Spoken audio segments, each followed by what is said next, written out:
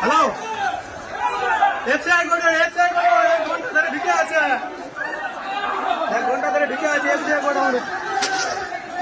হ্যাঁ ভিতরে